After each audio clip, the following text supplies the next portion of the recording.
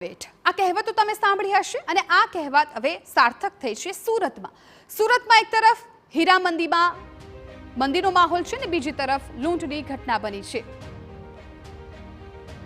ઘટના છે સુરતની કે જ્યાં મંદીના ચક્કરમાં રત્ન કલાકારો એવા પીસાઈ રહ્યા છે કે તેઓને પેટ ભરવા ચોરી કરવાનો વારો આવ્યો।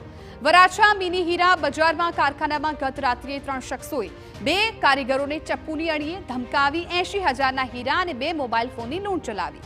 આ લૂંટની ઘટના સીસીટીવી કેમેરામાં કેદ થઈ ગઈ હતી। લૂંટ ચલાવનારા 3 યુવકોને પોલીસે ગણતરીના કલાકોમાં પકડી પાડ્યા।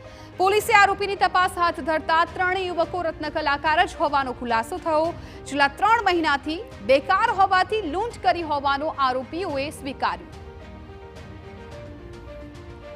ઉલ્લેખનીય છે કે સુરતમાં છેલ્લા 2 વર્ષથી હીરા ઉદ્યોગમાં મંદીનો માહોલ છે। ખાસ કરીને રશિયા યુક્રેન અને ઇઝરાયલ હમાસ યુદ્ધની સ્થિતિને કારણે હાલ મંદીનો માહોલ, ત્યારે મંદીના માહોલ વચ્ચે લૂંટની ઘટના બનતા ચિંતાનો માહોલ સર્જાયો છે।